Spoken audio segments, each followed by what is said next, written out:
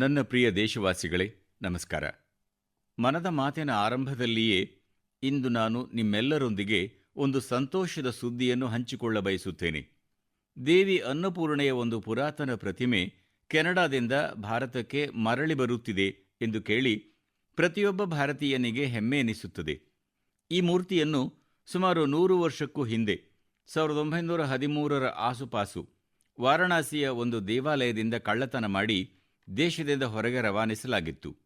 ದೇವಿ ಅನ್ನಪೂರ್ಣೆಯನ್ನು ಹಿಂಪಡೆಯುವ ಈ ಪುಣ್ಯ ಕಾರ್ಯವನ್ನು ಯಶಸ್ವಿಗೊಳಿಸಲು ಕೈಜೋಡಿಸಿದ ಕೆನಡಾ ಸರ್ಕಾರ ಮತ್ತು ಎಲ್ಲ ಜನರಿಗೆ ನಾನು ಕೃತಜ್ಞತೆ ಸಲ್ಲಿಸುತ್ತೇನೆ. ಕಾಶಿಯೊಂದಿಗೆ ಮಾತೆ ಅನ್ನಪೂರ್ಣೆಯ ಸಂಬಂಧ ವಿಶೇಷವಾದದ್ದು. ಈಗ ಆ ಪ್ರತಿಮೆ ಮರಳಿ ಬರುತ್ತಿರುವುದು ನಮ್ಮೆಲ್ಲರಿಗೂ ನೆಮ್ಮದಿ ತಂದಿದೆ. ತಾಯಿ ಅನ್ನಪೂರ್ಣೆಯ ಪ್ರತಿಮೆಯಂತೆಯೇ ನಮ್ಮ ಪರಂಪರೆಯ ಅನೇಕ ಬಹುಮೂಲ್ಯ ಸಂಪತ್ತು ಅಂತಾರಾಷ್ಟ್ರೀಯ ಕಳ್ಳಸಾಗಣೆದಾರರ ಪಾಲಾಗುತ್ತಲೇ ಇದೆ. ಇಂಥ ಗುಂಪುಗಳು ಅಂತಾರಾಷ್ಟ್ರೀಯ ಮಾರುಕಟ್ಟೆಗಳಲ್ಲಿ ಇವನ್ನು ಅತಿ ಹೆಚ್ಚಿನ ಬೆಲೆಗೆ ಮಾರಾಟ ಮಾಡುತ್ತವೆ. ಈಗ ಇವುಗಳ ಮೇಲೆ ಕಟ್ಟುನಿಟ್ಟು ಹೇರಲಾಗಿದೆ. ನಮ್ಮ ಬಹುಮೂಲ್ಯ ಸಂಪತ್ತನ್ನು ಮರಳಿ ತರಲು ಭಾರತ ತನ್ನ ಪ್ರಯತ್ನಗಳನ್ನು ಹೆಚ್ಚಿಸಿದೆ. ಇಂಥ ಪ್ರಯತ್ನಗಳ ಪರಿಣಾಮ ಕಳೆದ ಕೆಲವು ವರ್ಷಗಳಲ್ಲಿ ಭಾರತದ ಹಲವಾರು ಪ್ರತಿಮೆಗಳು ಮತ್ತು ಕಲಾಕೃತಿಗಳನ್ನು ಹಿಂದಕ್ಕೆ ಪಡೆಯುವಲ್ಲಿ ಯಶಸ್ವಿಯಾಗಿದೆ. ತಾಯಿ ಅನ್ನಪೂರ್ಣೆಯ ಪ್ರತಿಮೆಯನ್ನು ಹಿಂಪಡೆಯುವಿಕೆ ಜೊತೆಗೆ ಕೆಲ ದಿನಗಳ ಹಿಂದೆಯಷ್ಟೇ ವಿಶ್ವ ಪರಂಪರಾ ಸಪ್ತಾಹ ಆಚರಿಸಿರುವುದು ಕಾಕತಾಳೀಯವೆನಿಸಿದೆ. ವಿಶ್ವ ಪರಂಪರಾ ಸಪ್ತಾಹ ಸಂಸ್ಕೃತಿ ಪ್ರಿಯರಿಗೆ ಹಿಂದಿನ ಕಾಲಕ್ಕೆ ಹೋಗಲು ಮತ್ತು ಅವುಗಳ ಐತಿಹಾಸಿಕ ಮಹತ್ವದ ಮಜಲುಗಳನ್ನು ಅರಿಯಲು ಒಂದು ಉತ್ತಮ ಅವಕಾಶವನ್ನು ಒದಗಿಸುತ್ತದೆ. ಕೊರೋನಾ ಸಾಂಕ್ರಾಮಿಕದ ಹೊರತಾಗಿಯೂ ಈ ಬಾರಿ ನಾವು ವಿಶಿಷ್ಟ ರೀತಿಯಲ್ಲಿ ಈ ಪರಂಪರಾ ಸಪ್ತಾಹ ಆಚರಿಸಿರುವುದನ್ನು ಕಂಡಿದ್ದೇವೆ. ಸಂಕಷ್ಟದಲ್ಲಿ ಸಂಸ್ಕೃತಿ ಬಹಳ ಉಪಯೋಗಕ್ಕೆ ಬರುತ್ತದೆ. ಇದರಿಂದ ಮುಕ್ತಿ ಹೊಂದಲು ಪ್ರಮುಖ ಪಾತ್ರ ವಹಿಸುತ್ತದೆ. ತಂತ್ರಜ್ಞಾನದ ಮಾಧ್ಯಮದಿಂದಲೂ ಸಂಸ್ಕೃತಿ ಒಂದು ಭಾವನಾತ್ಮಕ ಚೈತನ್ಯದಂತೆ ಕೆಲಸ ಮಾಡುತ್ತದೆ. ಇಂದು ದೇಶದಲ್ಲಿ ಎಷ್ಟೋ ವಸ್ತು ಸಂಗ್ರಹಾಲಯಗಳು ಮತ್ತು ಗ್ರಂಥಾಲಯಗಳು ತಮ್ಮ ಸಂಗ್ರಹವನ್ನು ಸಂಪೂರ್ಣವಾಗಿ ಡಿಜಿಟಲೀಕರಣಗೊಳಿಸುವಲ್ಲಿ ಕೆಲಸ ಮಾಡುತ್ತಿವೆ. ದೆಹಲಿಯಲ್ಲಿ ನಮ್ಮ ರಾಷ್ಟ್ರೀಯ ಸಂಗ್ರಹಾಲಯ ಈ ನಿಟ್ಟಿನಲ್ಲಿ ಪ್ರಶಂಸನೀಯ ಪ್ರಯತ್ನಗಳನ್ನು ಮಾಡಿದೆ. ರಾಷ್ಟ್ರೀಯ ಸಂಗ್ರಹಾಲಯದ ಮೂಲಕ ಸುಮಾರು 10 ವರ್ಚುವಲ್ ಗ್ಯಾಲರಿಗಳನ್ನು ಪರಿಚಯಿಸುವ ನಿಟ್ಟಿನಲ್ಲಿ ಕಾರ್ಯ ನಡೆಯುತ್ತಿದೆ. ತುಂಬ ಮಜವಾಗಿದೆಯಲ್ಲವೇ? ಈಗ ನೀವು ಮನೆಯಲ್ಲಿಯೇ ಕುಳಿತು ದೆಹಲಿಯ ರಾಷ್ಟ್ರೀಯ ಸಂಗ್ರಹಾಲಯದ ಗ್ಯಾಲರಿಗಳ ಪ್ರವಾಸ ಕೈಗೊಳ್ಳಬಹುದು.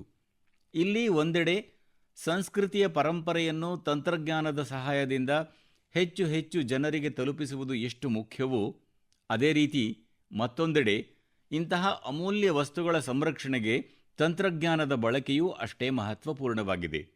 ಇತ್ತೀಚೆಗೆ ಒಂದು ಆಸಕ್ತಿಕರ ಪ್ರಾಜೆಕ್ಟ್ ಬಗ್ಗೆ ಓದುತ್ತಿದ್ದೆ. ನಾರ್ವೆಯ ಉತ್ತರದಲ್ಲಿ ಸ್ವಾಲ್ಬಾರ್ಡ್ ಎಂಬ ಹೆಸರಿನ ದ್ವೀಪವಿದೆ. ಈ ದ್ವೀಪದಲ್ಲಿ ಆರ್ಕ್ಟಿಕ್ ವರ್ಲ್ಡ್ ಆರ್ಕೈವ್ ಎಂಬ ಯೋಜನೆಯನ್ನು ರೂಪಿಸಲಾಗಿದೆ. ಯಾವುದೇ ಪ್ರಾಕೃತಿಕ ಅಥವಾ ಮಾನವ ನಿರ್ಮಿತ ವಿಪತ್ತು ಯಾವುದೇ ಪ್ರಭಾವ ಬೀರದಂತೆ ಈ ಆರ್ಕೈವ್ನಲ್ಲಿ ಅಮೂಲ್ಯ ಪರಂಪರಾ ದತ್ತಾಂಶವನ್ನು ಸಂರಕ್ಷಿಸಲಾಗಿದೆ.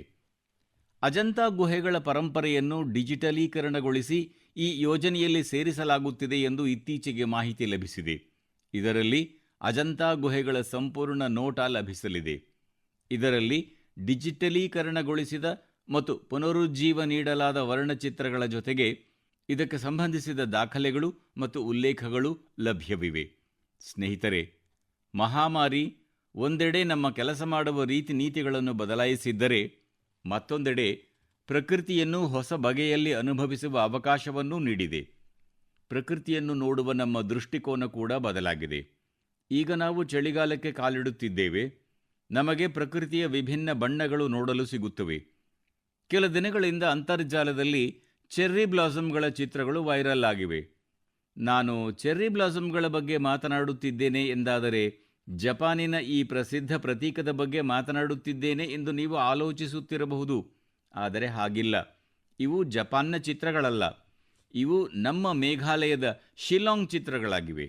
ಮೇಘಾಲಯದ ಸೌಂದರ್ಯವನ್ನು ಈ ಚೆರ್ರಿ ಬ್ಲಾಸಮ್ಗಳು ಮತ್ತಷ್ಟು ಹೆಚ್ಚಿಸಿವೆ. ಸ್ನೇಹಿತರೆ, ಈ ತಿಂಗಳು ನವೆಂಬರ್ 12ರಿಂದ ಡಾಕ್ಟರ್ ಸಲೀಂ ಅಲಿ ಅವರ 125ನೇ ಜಯಂತಿ ಸಮಾರಂಭ ಆರಂಭಗೊಂಡಿದೆ. ಡಾಕ್ಟರ್ ಸಲೀಂ ಅವರು ಪಕ್ಷಿಗಳ ವಿಶ್ವದಲ್ಲಿ ಬರ್ಡ್ ವಾಚಿಂಗ್, ಪಕ್ಷಿ ವೀಕ್ಷಣೆ ಕುರಿತು ಗಮನಾರ್ಹ ಕೆಲಸ ಮಾಡಿದ್ದಾರೆ. ವಿಶ್ವದ ಪಕ್ಷಿ ವೀಕ್ಷಣೆ ಆಸಕ್ತರನ್ನು ಭಾರತದೆಡೆಗೆ ಆಕರ್ಷಿಸುವ ಕೆಲಸವನ್ನೂ ಮಾಡಿದ್ದಾರೆ. ನಾನು ಎಂದಿನಿಂದಲೂ ಪಕ್ಷಿ ವೀಕ್ಷಣೆ ಆಸಕ್ತರ ಪ್ರಶಂಸಕನಾಗಿದ್ದೇನೆ. ಬಹಳ ಧೈರ್ಯದಿಂದ ಅವರು ತಾಸುಗಟ್ಟಲೆ ಬೆಳಿಗ್ಗೆಯಿಂದ ಸಂಜೆಯವರೆಗೆ ಪಕ್ಷಿ ವೀಕ್ಷಣೆ ಮಾಡಬಲ್ಲರು. ಪ್ರಕೃತಿಯ ಅಮೂಲ್ಯ ದೃಶ್ಯಾವಳಿಗಳ ಆನಂದವನ್ನು ಅನುಭವಿಸಬಲ್ಲರು ಮತ್ತು ತಮ್ಮ ಜ್ಞಾನವನ್ನು ನಮ್ಮೆಲ್ಲರಿಗೂ ತಲುಪಿಸುತ್ತಿರುತ್ತಾರೆ. ಭಾರತದಲ್ಲೂ ಬಹಳಷ್ಟು ಪಕ್ಷಿ ವೀಕ್ಷಣೆ ಸಂಘಗಳು ಸಕ್ರಿಯವಾಗಿವೆ. ನೀವು ಈ ವಿಷಯದಲ್ಲಿ ಆಸಕ್ತಿ ಬೆಳೆಸಿಕೊಳ್ಳಿ.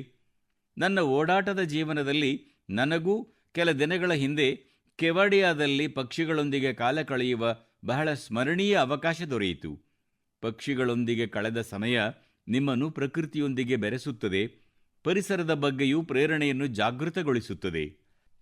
ನನ್ನ ಪ್ರಿಯ ದೇಶವಾಸಿಗಳೇ, ಭಾರತದ ಸಂಸ್ಕೃತಿ ಮತ್ತು ಶಾಸ್ತ್ರ ಎಂದೆಂದಿಗೂ ಸಂಪೂರ್ಣ ವಿಶ್ವಕ್ಕೆ ಆಕರ್ಷಣೆಯ ಕೇಂದ್ರವಾಗಿದೆ. ಹಲವಾರು ಜನರು ಇವುಗಳನ್ನು ಅರಸುತ್ತಾ ಭಾರತಕ್ಕೆ ಬಂದಿದ್ದಾರೆ ಮತ್ತು ಎಂದೆಂದಿಗೂ ಇಲ್ಲಿಯವರೇ ಆಗಿ ಉಳಿದಿದ್ದಾರೆ. ಅದರಲ್ಲಿ ಕೆಲವರು ತಮ್ಮ ದೇಶಗಳಿಗೆ ಮರಳಿ ಈ ಸಂಸ್ಕೃತಿಯ ಸಂವಹನಕಾರರಾಗಿದ್ದಾರೆ. ನನಗೆ ಜೊನಾಸ್ ಮಸೆಟ್ಟಿ ಅವರ ಕೆಲಸದ ಬಗ್ಗೆ ಅರಿಯುವ ಅವಕಾಶ ದೊರೆಯಿತು. ಇವರನ್ನು ವಿಶ್ವನಾಥ ಎಂಬ ಹೆಸರಿನಿಂದಲೂ ಗುರುತಿಸಲಾಗುತ್ತದೆ. ಜೊನಾಸ್ ಬ್ರೆಜಿಲ್ನಲ್ಲಿ ಜನರಿಗೆ ವೇದಾಂತ ಮತ್ತು ಭಗವದ್ಗೀತೆಯ ಪಾಠ ಮಾಡುತ್ತಾರೆ. ಅವರು ವಿಶ್ವವಿದ್ಯಾ ಎಂಬ ಹೆಸರಿನ ಸಂಸ್ಥೆಯ ಸಂಚಾಲಕರಾಗಿದ್ದಾರೆ. ಅದು ರಯೋ ಡಿ ಜನೈರೋದಿಂದ ಕೆಲ ಗಂಟೆಗಳ ದೂರದಲ್ಲಿ ಪೆಟ್ರೋಪೋಲಿಸ್ ಬೆಟ್ಟದ ಮೇಲಿದೆ. ಜೊನಾಸ್ ಮೆಕ್ಯಾನಿಕಲ್ ಇಂಜಿನಿಯರಿಂಗ್ ಓದಿ ಷೇರು ಮಾರುಕಟ್ಟೆಯಲ್ಲಿ ತನ್ನದೇ ಕಂಪನಿಯಲ್ಲಿ ಕೆಲಸ ಮಾಡಿದ ನಂತರ ಅವರ ಧ್ಯಾನ ಭಾರತೀಯ ಸಂಸ್ಕೃತಿ ಮೇಲೆ, ಅದರಲ್ಲೂ ವಿಶೇಷವಾಗಿ ವೇದಾಂತದೆಡೆಗೆ ಆಕರ್ಷಿತವಾಯಿತು. ಷೇರುಪೇಟೆಯಿಂದ ಆಧ್ಯಾತ್ಮಿಕದೆಡೆಗೆ ನಿಜಕ್ಕೂ ಅವರ ಯಾತ್ರೆ ಬಹು ಸುದೀರ್ಘವಾದದ್ದು. ಜೊನಾಸ್ ಭಾರತದಲ್ಲಿ ವೇದಾಂತ ದರ್ಶನದ ಅಧ್ಯಯನ ಮಾಡಿದರು. 4 ವರ್ಷಗಳವರೆಗೆ ಅವರು ಕೊಯಮತ್ತೂರಿನ ಆರ್ಷವಿದ್ಯಾ ಗುರುಕುಲದಲ್ಲಿದ್ದರು. ಜೊನಾಸ್ ಅವರ ಮತ್ತೊಂದು ವಿಶೇಷತೆ ಇದೆ. ಅವರು ತಮ್ಮ ಸಂದೇಶವನ್ನು ಪಸರಿಸಲು ತಂತ್ರಜ್ಞಾನ ಬಳಸುತ್ತಿದ್ದಾರೆ. ಅವರು ನಿಯಮಿತವಾಗಿ ಆನ್ಲೈನ್ ಕಾರ್ಯಕ್ರಮವನ್ನು ನೀಡುತ್ತಾರೆ. ಅವರು ಪ್ರತಿದಿನ ಪಾಡ್ಕಾಸ್ಟ್ ಮಾಡುತ್ತಾರೆ. ಕಳೆದ 7 ವರ್ಷಗಳಲ್ಲಿ ಜೊನಾಸ್ ಅವರು ವೇದಾಂತದ ಬಗ್ಗೆ ತಮ್ಮ ಉಚಿತ ಮುಕ್ತ ಕೋರ್ಸ್ಗಳ ಮೂಲಕ ಸುಮಾರು 1.5 ಲಕ್ಷಕ್ಕಿಂತಲೂ ಹೆಚ್ಚು ವಿದ್ಯಾರ್ಥಿಗಳಿಗೆ ಶಿಕ್ಷಣ ನೀಡಿದ್ದಾರೆ. ಜೊನಾಸ್ ಒಂದು ದೊಡ್ಡ ಕೆಲಸವನ್ನು ಮಾತ್ರ ಮಾಡುತ್ತಿಲ್ಲ, ಜೊತೆಗೆ ಅದನ್ನು ಬಹು ದೊಡ್ಡ ಸಂಖ್ಯೆಯ ಜನರು ಅರ್ಥೈಸಿಕೊಳ್ಳುವ ಭಾಷೆಯಲ್ಲಿ ಮಾಡುತ್ತಿದ್ದಾರೆ. ಕೊರೋನಾ ಮತ್ತು ಕ್ವಾರಂಟೈನ್ನ ಈ ಸಮಯದಲ್ಲಿ ವೇದಾಂತ ಹೇಗೆ ಸಹಾಯ ಮಾಡಬಲ್ಲದು ಎಂಬುದರ ಬಗ್ಗೆ ಜನರಲ್ಲಿ ಸಾಕಷ್ಟು ಕುತೂಹಲವಿದೆ. ಮನದ ಮಾತು ಮೂಲಕ ನಾನು ಜೊನಾಸ್ ಅವರನ್ನು ಅವರ ಪರಿಶ್ರಮಕ್ಕೆ ಅಭಿನಂದಿಸುತ್ತೇನೆ ಮತ್ತು ಭವಿಷ್ಯದ ಪ್ರಯತ್ನಗಳಿಗೂ ಶುಭ ಹಾರೈಸುತ್ತೇನೆ. ಸ್ನೇಹಿತರೆ, ಇದೇ ರೀತಿ ಮತ್ತೊಂದು ಸುದ್ದಿಯ ಮೇಲೂ ನಿಮ್ಮ ಗಮನ ಹರಿದಿರಬಹುದು. ನ್ಯೂಜಿಲೆಂಡ್ನಲ್ಲಿ ಅಲ್ಲಿಯ ಹೊಸದಾಗಿ ಆಯ್ಕೆಯಾದ ಎಂಪಿ ಡಾಕ್ಟರ್ ಗೌರವ್ ಶರ್ಮಾ ವಿಶ್ವದ ಪ್ರಾಚೀನ ಭಾಷೆಗಳಲ್ಲಿ ಒಂದಾದ ಸಂಸ್ಕೃತ ಭಾಷೆಯಲ್ಲಿ ಪ್ರಮಾಣ ವಚನ ಸ್ವೀಕರಿಸಿದರು. ಒಬ್ಬ ಭಾರತೀಯನಾಗಿ ಭಾರತೀಯ ಸಂಸ್ಕೃತಿಯ ಈ ಪ್ರಸಾರ ನಮಗೆಲ್ಲ ಹೆಮ್ಮೆ ತರುತ್ತದೆ. ಮನದ ಮಾತು ಮೂಲಕ ನಾನು ಡಾಕ್ಟರ್ ಗೌರವ್ ಶರ್ಮಾ ಅವರಿಗೆ ಶುಭ ಹಾರೈಸುತ್ತೇನೆ. ಅವರು ನ್ಯೂಜಿಲೆಂಡ್ ಜನತೆಯ ಸೇವೆಯಲ್ಲಿ ಹೊಸ ಅನುಕೂಲಗಳನ್ನು ಕಲ್ಪಿಸಲಿ ಎಂಬುದು ನಮ್ಮೆಲ್ಲರ ಆಶಯವಾಗಿದೆ. ನನ್ನ ಪ್ರಿಯ ದೇಶವಾಸಿಗಳೇ, ನಾಳೆ ನವೆಂಬರ್ 30ರಂದು ನಾವು ಶ್ರೀ ಗುರುನಾನಕ್ ದೇವ್ಜಿ ಅವರ 551ನೇ ಪ್ರಕಾಶ ಪರ್ವವನ್ನು ಆಚರಿಸಲಿದ್ದೇವೆ. ಸಂಪೂರ್ಣ ವಿಶ್ವದಲ್ಲಿ ಗುರುನಾನಕ್ ಜಿ ಅವರ ಪ್ರಭಾವ ಸ್ಪಷ್ಟವಾಗಿ ಕಾಣಿಸುತ್ತದೆ.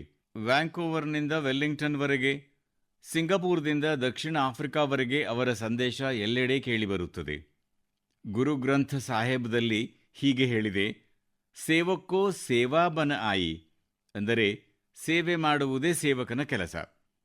ಕಳೆದ ಕೆಲವು ವರ್ಷಗಳಲ್ಲಿ ಬಹಳಷ್ಟು ಮಹತ್ವದ ಘಟ್ಟಗಳು ಎದುರಾದವು ಮತ್ತು ಒಬ್ಬ ಸೇವಕನಾಗಿ ನನಗೆ ಬಹಳಷ್ಟು ಕೆಲಸ ಮಾಡುವ ಅವಕಾಶ ದೊರೆಯಿತು. ಗುರುಸಾಹೇಬರು ನಮ್ಮಿಂದ ಸೇವೆಯನ್ನು ಪಡೆದರು. ಗುರುನಾನಕ್ ದೇವ್ಜಿ ಅವರ 550ನೇ ಪ್ರಕಾಶ ಪರ್ವ, ಶ್ರೀ ಗುರು ಗೋವಿಂದ್ ಸಿಂಗ್ ಅವರ 350ನೇ ಪ್ರಕಾಶ ಪರ್ವ ಹಾಗೂ ಮುಂದಿನ ವರ್ಷ ಶ್ರೀ ಗುರು ತೇಗ್ ಬಹಾದೂರ್ ಅವರ 400ನೇ ಪ್ರಕಾಶ ಪರ್ವವೂ ಇದೆ. ಗುರುಸಾಹೇಬರ ವಿಶೇಷ ಕೃಪೆ ನನ್ನ ಮೇಲಿದೆ. ಅವರು ನನ್ನನ್ನು ತಮ್ಮ ಕಾರ್ಯಗಳಲ್ಲಿ ಬಹಳ ನಿಕಟವಾಗಿದ್ದು ಮಾಡಿಕೊಡುವಂತೆ ಮಾಡಿದ್ದಾರೆ ಎಂದು ನನಗೆ ಭಾಸವಾಗುತ್ತದೆ. ಸ್ನೇಹಿತರೆ, ಕಚ್ನಲ್ಲಿ ಲಖಪತ್ ಗುರುದ್ವಾರ್ ಸಾಹೀಬ್ ಎಂಬ ಒಂದು ಗುರುದ್ವಾರ ಇದೆ ಎಂದು ನಿಮಗೆ ಗೊತ್ತೇ?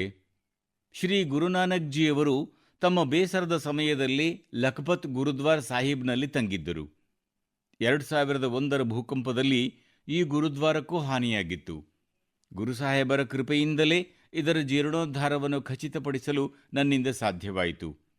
ಗುರುದ್ವಾರ ದುರಸ್ಥಿಯನ್ನು ಮಾತ್ರ ಮಾಡುವುದಲ್ಲದೆ ಅದರ ಗೌರವ ಮತ್ತು ಭವ್ಯತೆ ಮರುಕಳಿಸುವಂತೆ ಮಾಡಲಾಯಿತು. ನಮ್ಮೆಲ್ಲರಿಗೂ ಗುರುಸಾಹೇಬರ ಆಶೀರ್ವಾದವೂ ದೊರೆಯಿತು.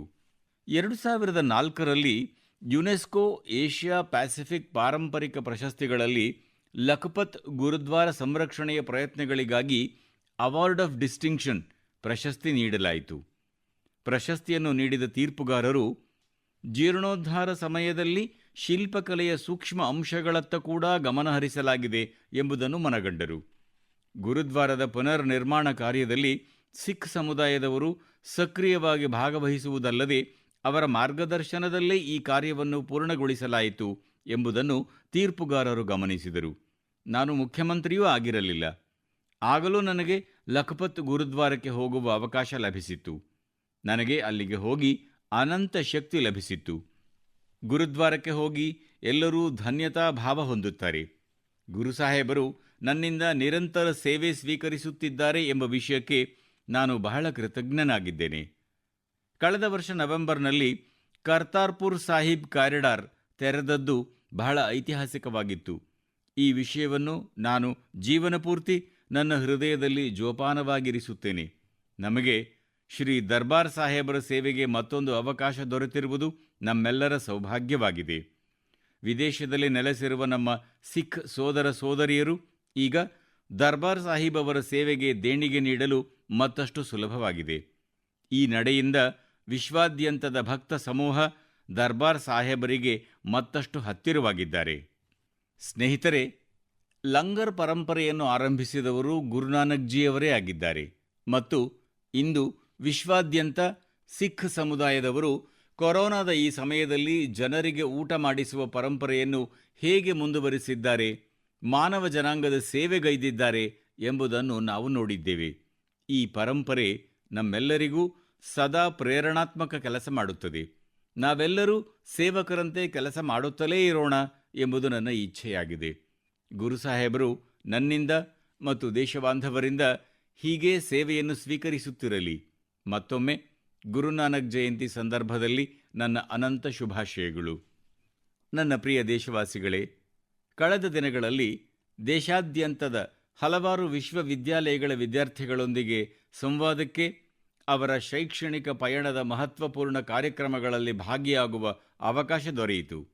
ತಂತ್ರಜ್ಞಾನ ಬಳಸಿ ನಾನು ಐಐಟಿ ಗುವಾಹಟಿ, ಐಐಟಿ ದೆಹಲಿ, ಗಾಂಧಿನಗರದ ದೀನ್ ದಯಾಳ್ ಪೆಟ್ರೋಲಿಯಂ ವಿಶ್ವವಿದ್ಯಾಲಯ, ದೆಹಲಿಯ ಜೆಎನ್ಯು, ಮೈಸೂರು ವಿಶ್ವವಿದ್ಯಾಲಯ ಮತ್ತು ಲಖನೌ ವಿಶ್ವವಿದ್ಯಾಲಯದ ವಿದ್ಯಾರ್ಥಿಗಳೊಂದಿಗೆ ಸಂಪರ್ಕ ಹೊಂದಲು ಸಾಧ್ಯವಾಯಿತು.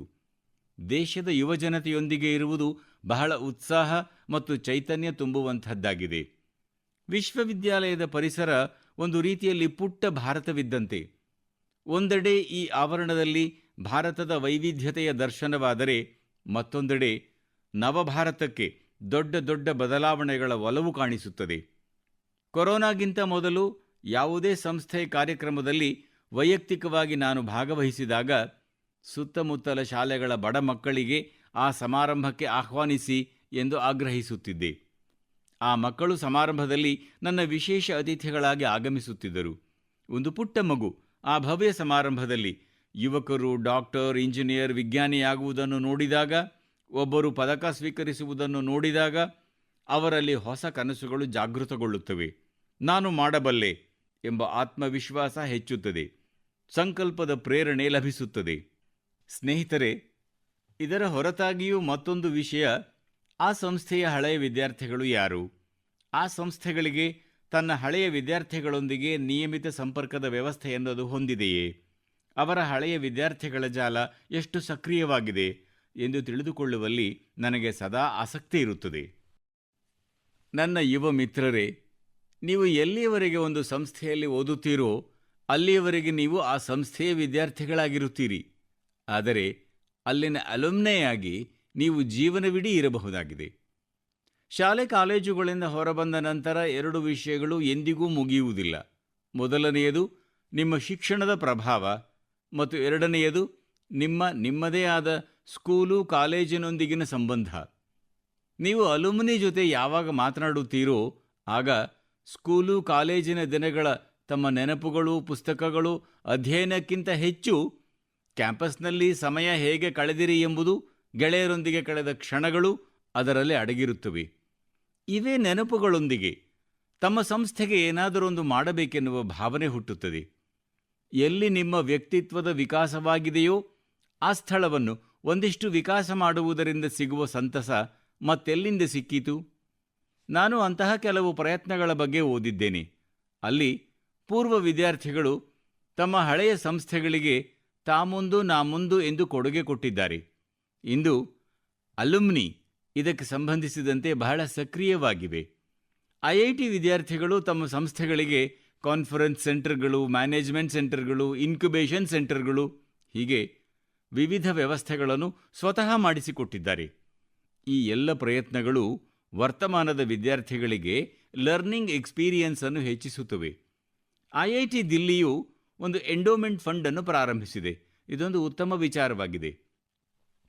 ವಿಶ್ವದ ಹೆಸರಾಂತ ವಿಶ್ವವಿದ್ಯಾಲಯಗಳಲ್ಲಿ ಈ ತರಹದ ಎಂಡೋಮೆಂಟ್ಗಳನ್ನು ಮಾಡುವ ಸಂಸ್ಕೃತಿ ಇದೆ. ಇವು ವಿದ್ಯಾರ್ಥಿಗಳಿಗೆ ಸಹಾಯ ಒದಗಿಸುತ್ತವೆ. ಭಾರತೀಯ ವಿಶ್ವವಿದ್ಯಾಲಯಗಳು ಈ ಸಂಸ್ಕೃತಿಯನ್ನು ತಮ್ಮ ಅಧೀನ ಸಂಸ್ಥೆಗಳೊಂದಿಗೆ ಬೆಳೆಸಿಕೊಳ್ಳಲು ಸಮರ್ಥವಾಗಿವೆ ಎಂದು ನನಗನಿಸುತ್ತದೆ. ತಾವು ಕಲಿತ ಸಂಸ್ಥೆಗೆ ಏನನ್ನಾದರೂ ಮರಳಿ ಕೊಡಬೇಕೆಂಬ ಮಾತು ಯಾವಾಗ ಬರುತ್ತದೆಯೋ ಯಾವುದೂ ಸಣ್ಣದು ದೊಡ್ಡದೆಂದು ಅನಿಸುವುದಿಲ್ಲ. ಸಣ್ಣಕ್ಕಿಂತ ಸಣ್ಣ ಸಹಾಯವೂ ಪ್ರಮುಖವಾಗುತ್ತದೆ. ಪ್ರತಿಯೊಂದು ಪ್ರಯತ್ನವೂ ಮಹತ್ವಪೂರ್ಣವಾದದ್ದಾಗುತ್ತದೆ. ಸಾಮಾನ್ಯವಾಗಿ ಹಿಂದಿನ ವಿದ್ಯಾರ್ಥಿಗಳು ತಮ್ಮ ಸಂಸ್ಥೆಗಳಿಗೆ ತಂತ್ರಜ್ಞಾನ ಉನ್ನತೀಕರಣಕ್ಕಾಗಿ, ಕಟ್ಟಡ ನಿರ್ಮಾಣಕ್ಕಾಗಿ, ಪ್ರಶಸ್ತಿಗಳು ಮತ್ತು ವಿದ್ಯಾರ್ಥಿ ವೇತನಗಳಿಗಾಗಿ, ಕೌಶಲ್ಯಾಭಿವೃದ್ಧಿ ಕಾರ್ಯಕ್ರಮಗಳನ್ನು ಪ್ರಾರಂಭಿಸಲಿಕ್ಕಾಗಿ ಬಹಳ ಪ್ರಮುಖ ಪಾತ್ರ ವಹಿಸುತ್ತಾರೆ. ಕೆಲವು ಶಾಲೆಗಳ ಹಳೆ ವಿದ್ಯಾರ್ಥಿಗಳ ಸಂಘಟನೆಗಳು ಮೆಂಟರ್ಶಿಪ್ ಕಾರ್ಯಕ್ರಮ ಆರಂಭಿಸಿವೆ. ಇದರಲ್ಲಿ ಅವರು ಬೇರೆ ಬೇರೆ ಬ್ಯಾಚುಗಳ ವಿದ್ಯಾರ್ಥಿಗಳನ್ನು ಗೈಡ್ ಮಾಡುತ್ತಾರೆ. ಅದರೊಂದಿಗೇನೆ ಶಿಕ್ಷಣದ ನಿರೀಕ್ಷೆಗಳ ಬಗ್ಗೆ ಚರ್ಚೆ ಮಾಡುತ್ತಾರೆ. ಹಲವಾರು ಶಾಲೆಗಳಲ್ಲಿ, ಅದರಲ್ಲಿಯೂ ಬೋರ್ಡಿಂಗ್ ಶಾಲೆಗಳಲ್ಲಿ ಅಲುಮ್ನಿ ಸಂಘಗಳು ಬಹಳ ಸ್ಟ್ರಾಂಗ್ ಆಗಿವೆ. ಅವು ಆಟೋಟ ಸ್ಪರ್ಧೆ ಮತ್ತು ಸಮುದಾಯ ಸೇವೆ ಅಂತಹ ಚಟುವಟಿಕೆಗಳನ್ನು ಆಯೋಜನೆ ಮಾಡುತ್ತವೆ. ನಾನು ಹಳೆಯ ವಿದ್ಯಾರ್ಥಿಗಳಿಗೆ ಆಗ್ರಹಿಸುವುದೇನೆಂದರೆ, ಯಾವ ಸಂಸ್ಥೆಯಲ್ಲಿ ಅವರು ಓದಿರುತ್ತಾರೋ ಅವುಗಳೊಂದಿಗೆ ತಮ್ಮ ಸಂಬಂಧ ಗಟ್ಟಿಗೊಳಿಸಿಕೊಳ್ಳಿ. ಅದು ಶಾಲೆ ಆಗಿರಲಿ, ಕಾಲೇಜೇ ಆಗಿರಲಿ, ಇಲ್ಲವೇ ವಿಶ್ವವಿದ್ಯಾಲಯವೇ ಆಗಿರಲಿ. ಸಂಸ್ಥೆಗಳಿಗೂ ನನ್ನ ಆಗ್ರಹ ಏನೆಂದರೆ, ಅಲುಮ್ನಿ ಎಂಗೇಜ್ಮೆಂಟ್ ಮಾಡಲು ಹೊಸ ಹೊಸ ವಿಧಾನಗಳ ಮೂಲಕ ಕೆಲಸ ಮಾಡಿ. ಕ್ರಿಯೇಟಿವ್ ಪ್ಲಾಟ್ಫಾರ್ಮ್ಗಳನ್ನು ವಿಕಾಸಗೊಳಿಸಿ. ಅದರಿಂದ ಅಲುಮ್ನಿ ಸಕ್ರಿಯವಾಗಿ ತೊಡಗಿಸಿಕೊಳ್ಳಬಹುದಾಗಿದೆ. ಕೇವಲ ದೊಡ್ಡ ಕಾಲೇಜು ವಿಶ್ವವಿದ್ಯಾಲಯಗಳಷ್ಟೇ ಅಲ್ಲ, ಹಳ್ಳಿಗಳ ಶಾಲೆಗಳು ಕೂಡ ಸಶಕ್ತ, ಕ್ರಿಯಾಶೀಲ, ಚಟುವಟಿಕೆಯಿಂದ ಕೂಡಿರುವ ಅಲುಮ್ನಿ ಜಾಲ ಹೊಂದಿದವುಗಳಾಗಿರಬೇಕು. ನನ್ನ ಪ್ರಿಯ ದೇಶವಾಸಿಗಳೇ, ಡಿಸೆಂಬರ್ 5ರಂದು ಶ್ರೀ ಅರವಿಂದರ ಪುಣ್ಯತಿಥಿ ಇದೆ. ಶ್ರೀ ಅರವಿಂದರನ್ನು ನಾವು ಓದಿದಷ್ಟೂ ಆಳವಾದ ಜ್ಞಾನ ನಮಗೆ ಸಿಗುತ್ತಲೇ ಹೋಗುತ್ತದೆ. ನನ್ನ ಯುವ ಮಿತ್ರರು ಶ್ರೀ ಅರವಿಂದರನ್ನು ಎಷ್ಟು ತಿಳಿದುಕೊಳ್ಳುತ್ತಾರೋ ಅಷ್ಟೇ ತಮ್ಮನ್ನು ತಾವು ಅರಿತುಕೊಳ್ಳುತ್ತಾರೆ, ಸ್ವತಃ ಸಮೃದ್ಧರಾಗುತ್ತಾರೆ. ಜೀವನದ ಯಾವ ಭಾವ ಅವಸ್ಥೆಯಲ್ಲಿ ತಾವು ಇದ್ದೀರೋ, ಯಾವ ಸಂಕಲ್ಪವನ್ನು ಸಿದ್ಧಗೊಳಿಸಲು ತಾವು ಪ್ರಯತ್ನದಲ್ಲಿದ್ದೀರೋ, ಅವುಗಳ ಮಧ್ಯೆ ತಾವು ಯಾವಾಗಲೂ ಶ್ರೀ ಅರವಿಂದರು ನಿಮಗೆ ಹೊಸ ಪ್ರೇರಣೆ ನೀಡುತ್ತಿದ್ದಾರೆಂದೇ ಅರಿಯುವಿರಿ. ಒಂದು ಹೊಸ ಮಾರ್ಗ ತೋರಿಸುತ್ತಿದ್ದಾರೆಂದುಕೊಳ್ಳುವಿರಿ. ಉದಾಹರಣೆಗೆ, ಇಂದು ನಾವು ಯಾವ ವೋಕಲ್ ಫಾರ್ ಲೋಕಲ್ ಈ ಅಭಿಯಾನದೊಂದಿಗೆ ಮುಂದೆ ಸಾಗುತ್ತಿದ್ದೇವೆಯೋ ಅಲ್ಲಿ ಶ್ರೀ ಅರವಿಂದರ ಸ್ವದೇಶಿ ದರ್ಶನ ನಮಗೆ ಮಾರ್ಗ ತೋರಿಸುತ್ತದೆ. ಬಂಗಾಳಿಯಲ್ಲಿ ಬಹಳ ಪ್ರಭಾವಿ ಕವಿತೆ ಇದೆ. छुईशूतो पाशमांतो आशे ತುಂಗ ಹೋತೆ ದಿಯ ಶಲಾಯಿ ಕಾಠಿ ತಾವು ಆಶೆ ಪೋತೆ ಪ್ರೋದೀಪ್ತಿ ಜಾಲಿತೆ ಖೇತೆ ಶುತೆ ಚೇತೆ ಕಿಚುತೆ ಲೋಕನಾಯ ಶಾಧೀನ. ಅಂದರೆ, ನಮ್ಮಲ್ಲೀಗ ಸೂಜಿಯಿಂದ ಹಿಡಿದು ಬೆಂಕಿ ಪುಟ್ಟಣದವರೆವಿಗೂ ವಿದೇಶಿ ಹಡಗುಗಳಿಂದ ಬರುತ್ತವೆ. ಉಣ್ಣಲು, ಕುಡಿಯಲು, ಮಲಗಲು ಯಾವುದೇ ವಿಷಯ ತೆಗೆದುಕೊಳ್ಳಿ, ಜನರು ಸ್ವತಂತ್ರರಾಗಿಲ್ಲ.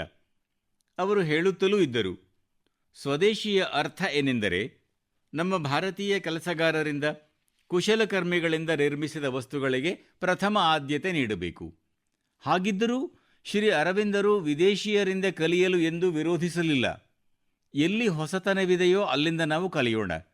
ನಮ್ಮ ದೇಶಕ್ಕೆ ಒಳಿತಾಗುವುದಾದರೆ ಅದಕ್ಕೆ ನಾವು ಸಹಕರಿಸೋಣ ಮತ್ತು ಪ್ರೋತ್ಸಾಹಿಸೋಣ.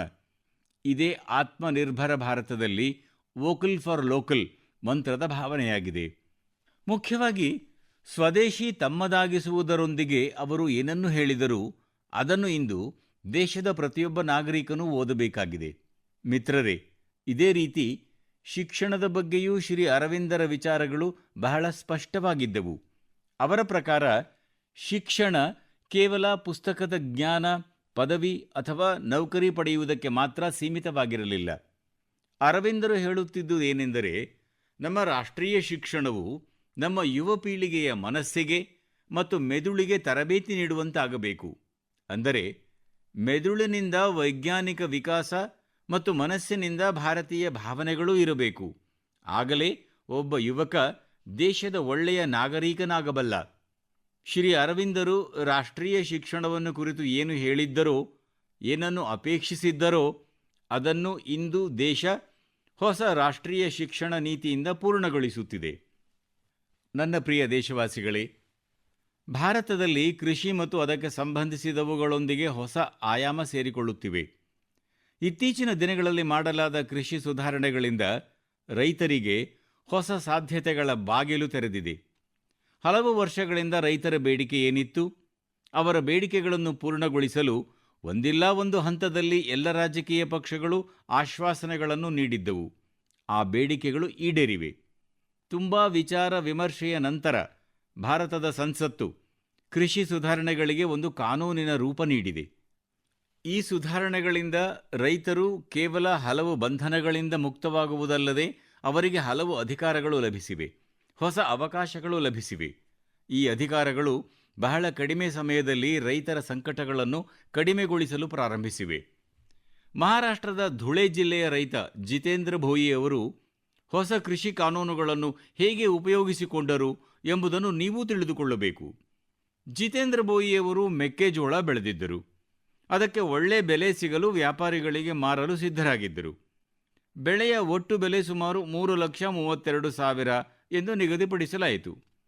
ಜಿತೇಂದ್ರ ಭೋಯಿ ಅವರಿಗೆ ಇದಕ್ಕೆ ಮುಂಗಡವಾಗಿ 25,000 ರೂಪಾಯಿ ನೀಡಲಾಗಿತ್ತು. ಉಳಿದ ಹಣವನ್ನು ಮುಂದಿನ 15 ದಿನಗಳ ಒಳಗೆ ನೀಡಲು ಮಾತಾಗಿತ್ತು. ಮುಂದೆ ವಿಪರೀತ ಪರಿಸ್ಥಿತಿ ನಿರ್ಮಾಣವಾದ ಕಾರಣ ಅವರಿಗೆ ಬಾಕಿ ಮೊತ್ತ ಬರಲಿಲ್ಲ. ರೈತರಿಂದ ಬೆಳೆದ ಬೆಳೆಯನ್ನು ಖರೀದಿಸುವುದು, ತಿಂಗಳುಗಟ್ಟಲೆ ಅವರಿಗೆ ಹಣ ಕೊಡದೇ ಇರುವುದು, ಹೀಗೆ ಸಾಮಾನ್ಯವಾಗಿ ಮೆಕ್ಕೆಜೋಳ ಬೆಳೆದ ರೈತರಿಗೆಲ್ಲ ಈ ರೀತಿ ಮಾಡುವ ಪರಂಪರೆ ಬೆಳೆದು ಬಂದಿತ್ತು. ಅದೇ ರೀತಿ ಜಿತೇಂದ್ರ ಅವರ ಪೇಮೆಂಟ್ 4 ತಿಂಗಳುಗಳವರೆಗೆ ಆಗಲೇ ಇಲ್ಲ. ಇಂತಹ ಪರಿಸ್ಥಿತಿಯಲ್ಲಿ ಸೆಪ್ಟೆಂಬರ್ನಲ್ಲಿ ಜಾರಿಯಾದ ಕೃಷಿ ಕಾನೂನು ಅವರಿಗೆ ಸಹಾಯಕ್ಕೆ ಬಂತು. ಈ ಕಾನೂನಿನ ಪ್ರಕಾರ ಬೆಳೆಯನ್ನು ಖರೀದಿಸಿದವರು ಖರೀದಿ ಮಾಡಿದ 3 ದಿನಗಳಲ್ಲಿಯೇ ಎಲ್ಲ ಪೇಮೆಂಟ್ ಮಾಡಬೇಕು. ಒಂದು ವೇಳೆ ಪೇಮೆಂಟ್ ಆಗದೇ ಹೋದರೆ ರೈತ ದೂರು ನೀಡಬಹುದಾಗಿದೆ. ಕಾನೂನಿನಲ್ಲಿ ಇನ್ನೊಂದು ಮಹತ್ವಪೂರ್ಣ ಮಾತಿದೆ. ಈ ಕಾನೂನಿನ ಅನುಸಾರ ಆ ಕ್ಷೇತ್ರದ SDM ರವರು ದೂರು ದಾಖಲಾದ 1 ತಿಂಗಳೊಳಗಾಗಿ ಅದನ್ನು ಬಗೆಹರಿಸಬೇಕೆಂಬ ನಿಯಮವಿದೆ. ಈಗ ಇಂತಹ ಒಂದು ಕಾನೂನು ನಮ್ಮ ರೈತ ಸಹೋದರರಿಗೆ ದೊರಕಿರಬೇಕಾದರೆ ಅವರ ಸಮಸ್ಯೆಗೆ ಪರಿಹಾರ ದೊರಕಲೇಬೇಕು. ಅವರು ದೂರು ನೀಡಿದ ಫಲವಾಗಿ ಕೆಲವೇ ದಿನಗಳಲ್ಲಿ ಅವರ ಬಾಕಿ ಮೊತ್ತವನ್ನು ನೀಡಲಾಯಿತು. ಅಂದರೆ ಇಲ್ಲಿ ಕಾನೂನಿನ ಸರಿಯಾದ ಹಾಗೂ ಪೂರ್ಣ ತಿಳುವಳಿಕೆ ಜಿತೇಂದ್ರ ಅವರ ಶಕ್ತಿಯಾಯಿತು. ಕ್ಷೇತ್ರ ಯಾವುದೇ ಆಗಲಿ, ಎಲ್ಲ ಬಗೆಯ ಭ್ರಮೆ ಮತ್ತು ಸುಳ್ಳು ಸುದ್ದಿಗಳಿಂದ ದೂರವಿದ್ದು ಸರಿಯಾದ ತಿಳುವಳಿಕೆ ಪಡೆದು ಮುನ್ನಡೆದರೆ ಪ್ರತಿಯೊಬ್ಬ ವ್ಯಕ್ತಿಗೂ ಬಹಳ ಸಹಾಯಕವಾಗುತ್ತದೆ. ರೈತರಲ್ಲಿ ತಿಳುವಳಿಕೆ ಮೂಡಿಸಲು ಇಂತಹುದೇ ಒಂದು ಕಾರ್ಯಕ್ರಮ ರಾಜಸ್ಥಾನದ ಬಾರಾಂ ಜಿಲ್ಲೆಯಲ್ಲಿ ಮೊಹಮ್ಮದ್ ಅಸ್ಲಾಂ ಅವರಿಂದ ನಡೆಯುತ್ತಿದೆ. ಇವರು ಒಂದು ರೈತ ಉತ್ಪಾದಕ ಸಂಘದ CEO ಕೂಡ ಆಗಿದ್ದಾರೆ. ಹೌದು, ತಾವು ಸರಿಯಾಗಿ ಕೇಳಿಸಿಕೊಂಡಿರಿ, ರೈತ ಉತ್ಪಾದಕರ ಸಂಘದ CEO. ದೊಡ್ಡ ದೊಡ್ಡ ಕಂಪನಿಗಳ CEOಗಳಿಗೆ ಇದನ್ನು ಕೇಳಿ ಖುಷಿಯಾಗಬಹುದು. ದೇಶದ ದೂರ ದೂರದ ಊರುಗಳಲ್ಲಿ ವಾಸಿಸುತ್ತಿರುವವರು ರೈತ ಉತ್ಪಾದಕ ಸಂಘಗಳಲ್ಲಿ CEO ಆಗುತ್ತಿದ್ದಾರೆ ಎಂಬುದನ್ನು ಕೇಳಿ ಸಂತೋಷವಾಗುತ್ತದೆ ಅಲ್ಲದೆ? ಮಿತ್ರರೇ, ಮೊಹಮ್ಮದ್ ಅಸ್ಲಂ ಅವರು ತಮ್ಮ ಕ್ಷೇತ್ರದ ಹಲವಾರು ರೈತರನ್ನು ಸೇರಿಸಿಕೊಂಡು ಒಂದು ವಾಟ್ಸ್ಆ್ಯಪ್ ಗ್ರೂಪ್ ಮಾಡಿಕೊಂಡಿದ್ದಾರೆ. ಈ ಗ್ರೂಪ್ನಲ್ಲಿ ಅವರು ಪ್ರತಿದಿನ ಸಮೀಪದ ಯಾವ ಯಾವ ಮಾರುಕಟ್ಟೆಗಳಲ್ಲಿ ಯಾವ ದರದಲ್ಲಿ ಸಾಮಾನುಗಳನ್ನು ಖರೀದಿಸುತ್ತಿದ್ದಾರೆ ಎಂಬ ತಿಳುವಳಿಕೆಯನ್ನು ರೈತರಿಗೆ ನೀಡುತ್ತಾರೆ. ಸ್ವತಃ FPO ಅವರು ರೈತರ ಬೆಳೆ ಉತ್ಪನ್ನಗಳನ್ನು ಖರೀದಿಸುತ್ತಿದ್ದಾರೆ. ಆದ್ದರಿಂದ ಅವರ ಪ್ರಯತ್ನದ ಫಲವಾಗಿ ಇಂದು ರೈತರಿಗೆ ಸಮರ್ಪಕ ನಿರ್ಣಯ ತೆಗೆದುಕೊಳ್ಳಲು ಸಹಾಯವಾಗುತ್ತಿದೆ. ಸ್ನೇಹಿತರೆ, ಜಾಗರೂಕತೆ ಇದ್ದಲ್ಲಿ ಜೀವಂತಿಕೆ ಇದೆ. ಶ್ರೀ ವೀರೇಂದ್ರ ಯಾದವ್ ಅವರು ತಮ್ಮ ಜಾಗರೂಕತೆಯಿಂದ ಸಾವಿರಾರು ಜನರ ಜೀವನದ ಮೇಲೆ ಪ್ರಭಾವ ಬೀರಿದ ಒಬ್ಬ ಕೃಷಿ ಉದ್ಯಮಿ. ವೀರೇಂದ್ರ ಯಾದವ್ ಅವರು ಹಿಂದೆ ಆಸ್ಟ್ರೇಲಿಯಾದಲ್ಲಿ ವಾಸಿಸುತ್ತಿದ್ದರು. 2 ವರ್ಷಗಳ ಹಿಂದೆ ಅವರು ಭಾರತಕ್ಕೆ ಬಂದಿದ್ದಾರೆ ಮತ್ತು ಈಗ ಹರಿಯಾಣದ ಕೈಥಾಲ್ನಲ್ಲಿ ಇದ್ದಾರೆ. ಇತರರಂತೆ ಕೃಷಿಯಲ್ಲಿ ಕೃಷಿ ತ್ಯಾಜ್ಯ ಅವರಿಗೆ ಒಂದು ದೊಡ್ಡ ಸಮಸ್ಯೆಯಾಗಿತ್ತು. ಇದಕ್ಕೆ ಪರಿಹಾರ ಹುಡುಕುವ ಕೆಲಸ ವ್ಯಾಪಕವಾಗಿ ನಡೆದಿದೆ. ಆದರೆ ಇಂದು ಮನದ ಮಾತಿನಲ್ಲಿ ನಾನು ವೀರೇಂದ್ರಜಿಯವರ ಬಗ್ಗೆ ವಿಶೇಷವಾಗಿ ಪ್ರಸ್ತಾಪಿಸುತ್ತಿದ್ದೇನೆ, ಏಕೆಂದರೆ ಅವರ ಪ್ರಯತ್ನ ವಿಭಿನ್ನವಾಗಿದೆ, ಒಂದು ಹೊಸ ಮಾರ್ಗವನ್ನು ತೋರಿಸುತ್ತಿದೆ. ತ್ಯಾಜ್ಯ ಸಮಸ್ಯೆ ಪರಿಹಾರಕ್ಕೆ ವೀರೇಂದ್ರ ಅವರು ಒಣಹುಲ್ಲಿನ ಮೂಟೆಯನ್ನು ಕಟ್ಟುವಂತಹ ಸ್ಟ್ರಾ ಬೇಲರ್ ಯಂತ್ರವನ್ನು ಖರೀದಿಸಿದರು. ಇದಕ್ಕಾಗಿ ಅವರಿಗೆ ಕೃಷಿ ಇಲಾಖೆಯಿಂದ ಆರ್ಥಿಕ ಸಹಾಯವೂ ಲಭಿಸಿತು. ಈ ಯಂತ್ರದಿಂದ ಅವರು ಒಣಹುಲ್ಲಿನ ಬ್ಲಾಕ್ಗಳನ್ನು ತಯಾರಿಸಲು ಆರಂಭಿಸಿದರು. ಬ್ಲಾಕ್ಗಳನ್ನು ತಯಾರಿಸಿದ ನಂತರ ಆ ತ್ಯಾಜ್ಯವನ್ನು ಪೇಪರ್ ಮಿಲ್ಗಳು ಮತ್ತು ಆಗ್ರೋ ಎನರ್ಜಿ ಘಟಕಗಳಿಗೆ ಮಾರಾಟ ಮಾಡಿದರು. ವೀರೇಂದ್ರ ಅವರು ತ್ಯಾಜ್ಯದಿಂದ ಕೇವಲ 2 ವರ್ಷಗಳಲ್ಲಿ 1.5 ಕೋಟಿಗಿಂತ ಹೆಚ್ಚು ವ್ಯಾಪಾರ ಮಾಡಿದ್ದಾರೆ ಎಂದು ತಿಳಿದು ನಿಮಗೆ ಆಶ್ಚರ್ಯವಾಗಬಹುದು. ಅದರಲ್ಲೂ ಸುಮಾರು 50 ಲಕ್ಷ ರೂಪಾಯಿಗಳಷ್ಟು ಲಾಭ ಗಳಿಸಿದ್ದಾರೆ. ಯಾರ ಹೊಲಗಳಿಂದ ತ್ಯಾಜ್ಯವನ್ನು ಸಂಗ್ರಹಿಸುತ್ತಾರೋ ಆ ರೈತರಿಗೂ ಇದರ ಲಾಭವಾಗುತ್ತಿದೆ. ನಾವು ಕಸದಿಂದ ರಸ ಎಂಬುದನ್ನು ಬಹಳ ಕೇಳಿದ್ದೇವೆ, ಆದರೆ ತ್ಯಾಜ್ಯಕ್ಕೆ ಪರಿಹಾರ ಒದಗಿಸುವ ಮತ್ತು ಪುಣ್ಯ ಎರಡನ್ನೂ ಗಳಿಸುವ ಒಂದು ಉತ್ತಮ ಉದಾಹರಣೆ ಇದಾಗಿದೆ. ನನ್ನ ಯುವಜನತೆಯೇ, ವಿಶೇಷವಾಗಿ ಕೃಷಿ ಅಧ್ಯಯನ ಮಾಡುತ್ತಿರುವ ಲಕ್ಷಾಂತರ ವಿದ್ಯಾರ್ಥಿಗಳೇ, ನಿಮ್ಮ ಸುತ್ತಮುತ್ತ ಗ್ರಾಮಗಳಲ್ಲಿರುವ ರೈತರಿಗೆ ಆಧುನಿಕ ಕೃಷಿ ಬಗ್ಗೆ ಮತ್ತು ಪ್ರಸಕ್ತ ಕೃಷಿ ಸುಧಾರಣೆ ಬಗ್ಗೆ ಖಂಡಿತ ತಿಳಿಸಿ ಎಂದು ಆಗ್ರಹಿಸುತ್ತೇನೆ. ಹೀಗೆ ಮಾಡುವ ಮೂಲಕ ನೀವು ದೇಶದಲ್ಲಿ ಆಗುತ್ತಿರುವ ಬಹುದೊಡ್ಡ ಬದಲಾವಣೆಯ ಭಾಗವಾಗುತ್ತೀರಿ. ನನ್ನ ಪ್ರಿಯ ದೇಶಬಾಂಧವರೇ, ಮನದ ಮಾತುವಿನಲ್ಲಿ ನಾವು ಬೇರೆ ಬೇರೆ ವಿಭಿನ್ನ ವಿಷಯಗಳ ಕುರಿತು ಚರ್ಚಿಸುತ್ತೇವೆ. ಆದರೆ ನಾವು ಸಂತೋಷದಿಂದ ಸ್ಮರಿಸಿಕೊಳ್ಳಲು ಬಯಸದ ಇಂಥ ಒಂದು ವಿಷಯಕ್ಕೆ 1 ವರ್ಷ ತುಂಬುತ್ತಿದೆ. ವಿಶ್ವಕ್ಕೆ ಕೊರೋನಾದ ಮೊದಲ ಸೋಂಕಿನ ಪ್ರಕರಣ ತಿಳಿದು ಸುಮಾರು 1 ವರ್ಷವಾಗುತ್ತಿದೆ. ಅಂದಿನಿಂದ ಇಲ್ಲಿಯವರೆಗೆ ಸಂಪೂರ್ಣ ವಿಶ್ವ ಅನೇಕ ಏರಿಳಿತಗಳನ್ನು ಕಂಡಿದೆ. ಲಾಕ್ಡೌನ್ನಿಂದ ಹೊರಬಂದು ಈಗ ಲಸಿಕೆ ಬಗ್ಗೆ ಚರ್ಚೆಯಾಗುತ್ತಿದೆ. ಆದರೆ ಕೊರೋನಾ ಕುರಿತು ಯಾವುದೇ ಬಗೆಯ ನಿರ್ಲಕ್ಷ್ಯ ಈಗಲೂ ಅಪಾಯಕಾರಿ. ಕೊರೋನಾ ವಿರುದ್ಧದ ನಮ್ಮ ಸಮರವನ್ನು ಈಗಲೂ ದೃಢವಾಗಿ ಮುಂದುವರಿಸಬೇಕಿದೆ. ಸ್ನೇಹಿತರೆ, ಕೆಲ ದಿನಗಳ ನಂತರ ಡಿಸೆಂಬರ್ 6ಕ್ಕೆ ಬಾಬಾ ಸಾಹೇಬ್ ಅಂಬೇಡ್ಕರ್ ಅವರ ಪುಣ್ಯತಿಥಿ ಇದೆ. ಅಂದು ಬಾಬಾ ಸಾಹೇಬ್ ಅವರಿಗೆ ಶ್ರದ್ಧಾಂಜಲಿ ಅರ್ಪಿಸುವುದರ ಜೊತೆಗೆ ದೇಶದ ಬಗೆಗಿನ ನಮ್ಮ ಸಂಕಲ್ಪಗಳನ್ನು ಹಾಗೂ ಸಂವಿಧಾನ ಒಬ್ಬ ನಾಗರಿಕನಾಗಿ ನಮಗೆ ನೀಡಿದ ಕರ್ತವ್ಯಗಳನ್ನು ನಿಭಾಯಿಸುವುದನ್ನು ಪುನರುಚ್ಚರಿಸಬೇಕಿದೆ. ದೇಶದ ಹೆಚ್ಚಿನ ಭಾಗದಲ್ಲಿ ಚಳಿ ಹೆಚ್ಚುತ್ತಿದೆ. ಬಹಳಷ್ಟು ಸ್ಥಳಗಳಲ್ಲಿ ಹಿಮ ಬೀಳುತ್ತಿದೆ. ಈ ಋತುವಿನಲ್ಲಿ ನಮಗೆ ಕುಟುಂಬದ ಮಕ್ಕಳು ಮತ್ತು ಹಿರಿಯರ, ರೋಗಿಗಳ ಬಗ್ಗೆ ವಿಶೇಷ ಗಮನ ಹರಿಸಬೇಕಿದೆ. ಸ್ವತಃ ಕೂಡ ಎಚ್ಚರ ವಹಿಸಬೇಕು. ಜನರು ನೆರೆಹೊರೆಯಲ್ಲಿ ಅವಶ್ಯಕತೆ ಇರುವವರ ಬಗ್ಗೆಯೂ ಚಿಂತಿಸುವುದನ್ನು ಕಂಡು, ಬೆಚ್ಚನೆಯ ಬಟ್ಟೆಗಳನ್ನು ನೀಡಿ ಅವರಿಗೆ ಸಹಾಯ ಮಾಡುವುದನ್ನು ಕಂಡು ನನಗೆ ಸಂತೋಷವಾಗುತ್ತದೆ. ನಿಸ್ಸಹಾಯಕ ಜಾನುವಾರುಗಳಿಗೂ ಚಳಿ ಬಹಳ ಕಷ್ಟಗಳನ್ನು ತಂದೊಡ್ಡುತ್ತದೆ. ಅವುಗಳ ಸಹಾಯಕ್ಕೂ ಬಹಳಷ್ಟು ಜನ ಮುಂದೆ ಬರುತ್ತಾರೆ. ನಮ್ಮ ಯುವಜನತೆ ಇಂತಹ ಕೆಲಸಗಳಲ್ಲಿ ಬಹಳ ಹುರುಪಿನಿಂದ ಸಕ್ರಿಯವಾಗಿ ಪಾಲ್ಗೊಳ್ಳುತ್ತಾರೆ. ಸ್ನೇಹಿತರೆ, ಮುಂದಿನ ಮನದ ಮಾತಿನಲ್ಲಿ ನಾವು ಭೇಟಿಯಾದಾಗ 2020ರ ಈ ವರ್ಷ ಮುಕ್ತಾಯದ ಹಂತದಲ್ಲಿರುತ್ತದೆ. ಹೊಸ ಆಶಯಗಳು, ಹೊಸ ವಿಶ್ವಾಸದೊಂದಿಗೆ ನಾವು ಮುಂದೆ ಸಾಗೋಣ. ಏನೇ ಸಲಹೆ ಸೂಚನೆಗಳಿದ್ದರೆ, ಹೊಸ ವಿಚಾರಗಳಿದ್ದರೆ ಖಂಡಿತ ನನಗೆ ತಲುಪಿಸುತ್ತಲೇ ಇರಿ. ನಿಮ್ಮೆಲ್ಲರಿಗೂ ಅನಂತ ಶುಭ ಹಾರೈಕೆಗಳು. ನೀವೆಲ್ಲರೂ ಆರೋಗ್ಯದಿಂದಿರಿ. ದೇಶಕ್ಕಾಗಿ ಸೇವೆ ಸಲ್ಲಿಸಿ. ಅನಂತ ಧನ್ಯವಾದಗಳು.